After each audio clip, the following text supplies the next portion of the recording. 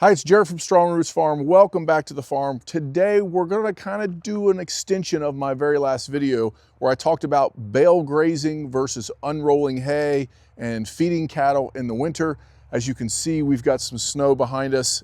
It's actually starting to melt. We had quite a bit more, about 6 inches came onto us very quickly. So today we're gonna talk about grazing in the snow and ice, specifically ice. It was a big problem here in the Midwest. So I'm gonna take you through all that today, and I have some responses to questions to that last video. We're gonna get through that. Stick around. Welcome back to the farm. Thanks for joining us. So we had some snow, and this happens a lot in the Midwest with our weather that goes up and down a lot. So we got 4 to 6 inches of snow. Everything was covered, barely any grass tips showed through the snow. So the question, can you graze in the snow? When snow is thick, thicker than this, it melted while I was at work today, can you graze in it? And the answer is yes. People say that, the cows will dig through it. There's many places that get much more snow than we do here in Southern Ohio. They graze consistently. As long as grass is tall and is there, you can graze in the snow. My recommendations though is you don't do it with a stocker herd. And because with a stocker herd, we're still looking for average daily gains. And so one way, if you want to do the Greg Judy method and graze out what you have stockpiled with a stocker herd, something you're looking to raise into meat sales and things like that, direct marketing, is to unroll hay. So at least they're gonna get nutrients from the unrolled hay, and then they can selectively graze through that snow. And if you like that method where you don't get nutrients in a barn and you can leave your manure out there and make your work easier, if you can keep water from freezing, that's a fine method. Now on a cow-calf herd, that's a little bit different. Cows that are fat going into winter, if you have good, fleshy, fat cows as you go into winter, a cow herd, I would let dig a little bit more. You can still unroll hay, that's all still good things. But if you have tall grass and it just has some snow cover on it, the cows can maintain weight. Now, a little bit of this has to do with your breeding program. We like to calve in mid-April to late May here on our farm. So in that situation, as we're going into winter, we don't have any small calves. We have 5-weight calves or 6-weight calves from last year that are weaned, and then we have pregnant cows that are going to go through the winter that are already fleshy. So with that, those cows, the cow-calf herd, can go through and dig a little easier. They don't need as much input. They don't need to be putting pounds of weight on every day. They're just there to maintain essentially through winter, and they're more likely to do that well in a heavy snow condition. But we have a problem with ice here in the Midwest, specifically in Southern Ohio. Let's talk about that. So with us here, we get these winter fluctuations in weather. So we got 6 inches of snow or 4 to 6 inches of snow in spots. And then during the day, it warmed up to 34 degrees. Wind dies down, sun comes out, the top of the snow begins to melt. It's not warm enough to melt all of the snow, but it just melts the top. And then a little bit of rain comes and kind of puts just a mat of water on top of this ice, which then also freezes. Weather gets cold at night. And so now what we have is like a 4-inch gap of snow with a good 1/4 inch, maybe 3/8 inch crust of ice on top of it. I think this happened because I bragged about not feeding hay in my last video, and the very next night, we got this weather condition. We got lots of snow, and then all of a sudden we had ice on top of it. And so here we are feeding hay. We made the decision to bring them up here, put them in a feedlot, and go ahead and just give them straight hay. Now, if the hay got that ice coating on it, it's hard for them to eat as well. They can break through it. They can do those things, but out in the pasture with that thick ice cover, can they dig through? Yes. Can you unroll hay on top of it? Yes. But it becomes this crunch where every time they step through, it's almost like shards of ice that they're sticking their feet through as they walk around. They don't move well. They don't like it. And it's not a good situation, especially for a stocker herd. But because our weather fluctuates so much like this in Ohio, we can look at the 10-day forecast and by next week, it's gonna be 55 again. It's a weird situation. So we've decided, let's just bring them in, feed them a couple bales of hay, let them sit up here for a few days. And then as the weather warms up, which it's already started to, you can tell the snow is melting, the ice crust is off. We could probably go out and graze this just fine right now. We did this, just get us to some warmer weather, and then we'll go back out to our stockpile grass and eat better, have better daily gains, tear up less grass, because with ice and snow, it's gonna break off as they step, and they're gonna waste more than they eat. So we're deciding to do these things because of the situation and the forecast. In our last video, as we talked about bale grazing, you can kind of see the situation. I have a bale there. It was in the ring. It had started to be eaten, as we were in and out.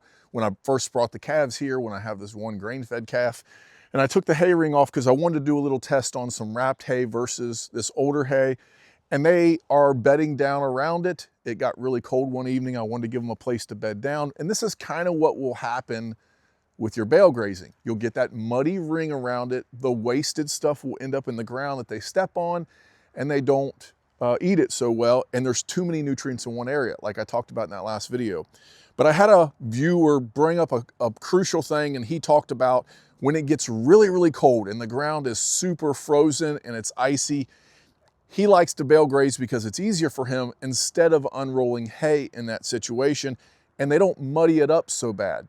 Well, that will happen with super frozen ground, like in the teens and below for multiple days in a row, or it stays that way if you live in an area like Wisconsin or wherever it would be, Nebraska. And you can bale graze like that and not destroy ground like we would here. So it's different because of my weather. It's a little different on my advice for a guy who has solid frozen ground, and you're not gonna have that damage. So that damage is less. I still like unrolling better, but if you want to bale graze, some of those factors that we talked about in that other video aren't necessarily going to be there for you with solid frozen ground. A quick point up here, we have our water trough, just like we did when we're rotationally grazing. This one does not have a Jobe in it. So I have one of these tanks that does not have a MegaFlow in it, but we put it in here and you can see I've got my floating defroster, electrical cord right into my barn with electricity. This is how we're keeping water from freezing in this feedlot. And this is what I recommend. I've been asked a lot about solar powered heaters. Is there any way to do this on solar power? There is, but it's so expensive. I would recommend a Pride of the Farm, which I'll take you over and show you. But if you want to know how we're doing it, this is how we're doing it. And it seems like it's overkill sometimes, or people are always looking for better ways to do it than this because of electricity. But this is a tried and true method. $50 heater, multiple years I've gotten out of this. That thing's probably 5 years old. It does use quite a bit of electricity. You're gonna look at one of those will probably spend you about 20 to 30 bucks a month in electricity. We pay 38 cents a kilowatt hour. So put that in your math, whatever your price is, that's what it's gonna cost you, but it's easy, it's tried and true, and it works. We're here in this, which is our main feedlot with our shed, our barn, which I got a point about that in a second. We got Limpy in here. She is our grain fed, the only grain fed animal we've ever had on this farm because I wanted to take care of her. And over there you can see that blue Pride of the Farm automatic waterer. You're gonna have a grand into one of these by the time you're done. You can buy them for between $500 and $600, but by the time you buy the water line, you trench it in, you pour a concrete pad, put a culvert up through the ground, you insulate all that, all the water fittings, getting it there, just go ahead and budget $1,000. Man, I love those things. That's the only one with zero electricity that we have found that will not freeze. We've seen -8 multiple days in a row.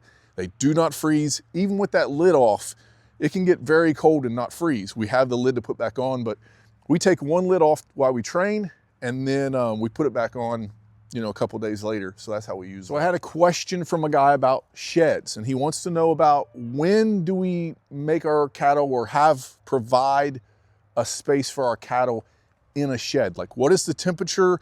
When is it necessary? So I've talked about this several times, but let's go over some things and my feelings on this. It's a 3-factor system, okay? So you have cold weather temperature.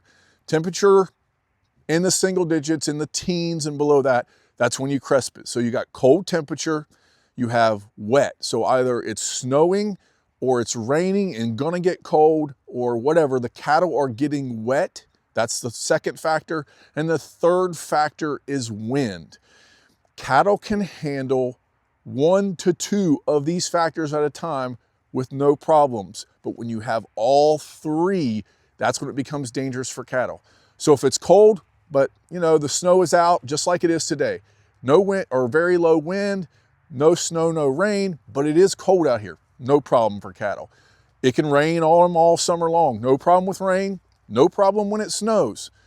But when it's in the teens for multiple days and it's snowing and they've got water on their backs and then the wind comes, that's when it becomes dangerous depending on the temperature, depending on where you're at. And obviously breeds, climates, all those things play a little bit into this factor. But as you look at it, you need to eliminate one of those things. So can you get them out of the wind? Whether it's in a valley in the woods, behind a windbreak, that's enough sometimes just to protect those. Now, baby calves is a different thing. We're talking about stockers or a cow-calf herd that doesn't have baby calves. So when do we say we need to go to the shed? The question came from a viewer and he was asking about this. And so he talked about he's gonna have multiple nights in the teens and he had some younger calves. And so I said to him, look, you're grazing, this cold weather front came in before you were planning to stop grazing out in a pasture, and he has this access to a barn. So I said, well, if you have access to a barn, it's in the teens. If you're asking this question, you obviously haven't had a lot of experience with the weather like this, let's just go ahead and bring them to the shed. Bring them up, protect them, get them out of the wind and out of the snowy or wet weather when you're in the teens, and then you can go back out when the weather becomes better. Now, guys in Nebraska and Minnesota and wherever it would be are probably laughing at that, and they have plans and they know that cattle can handle much colder temperatures. But if you're inexperienced and you have the ability to put them in, be safe and put them in. That was my recommendation because I'm not there with somebody to help them. For us, it's still those factors. We will leave them out no matter how cold it gets. If it was -2 and the grass was clear, they could graze, there was no snow, the wind was fine, they weren't wet, and we could keep water from freezing, we would still graze out there. But when the wind starts kicking up, depending on how many small calves we have, and then the chance for wetness comes in, and we're that low in our temperatures, we're in that teens to single digits and lower, we choose to bring them up to the shed and get them out of that wind and get them out of that wetness. Just to kind of recap, with deep, deep snow, depending on what kind of herd you have, we try to maximize those daily growths with this stocker herd. Cow herd, not necessarily quite what you have to do there, but you're gonna need to unroll hay. If they have to dig through it, they can get sustenance and forage from that deep snow, the grass under that deep snow. But the more they're digging, the more calories they're burning. So you have to weigh that how you want to feed. Is it just okay to let them get by for 3 or 4 days and the snow will be gone? Or is this constant? Is it going to be like this for the next 2 months? Maybe you should be unrolling hay. When it comes to the ice, you're adding another factor of danger, cold weather, more energy to get to that grass. Their daily gains are going to go down. They're going to start weighing. What kind of herd do you have again with the baby calves? That thick ice like that with baby calves, I worry about some of that. I don't deal with a lot of that around here though. We don't have 2 feet of snow with a ½ inch of ice on top. It's really hard to feed though, if you think about that, when you're in those situations. And so that's what I'm talking about today. Hope that video helped, answer some questions, see kind of what we're doing and how our process and our mind goes when we decide, yeah, we're gonna bring them up, feed hay when we didn't really need to, and then save our ground and we'll go back out because that's what the 10-day forecast says. And so I'm trying to show those mental thoughts that I go through, and hopefully it helps you make a better decision there. Appreciate you watching. We do have a great video coming up when we talk about using cattle on grass versus grain. What are the inputs there? What is the land needed either way to do that? So I'm really working on that data. I want that video to be good. Until next time, I appreciate you watching. Like and subscribe, come along with us, and have a good one.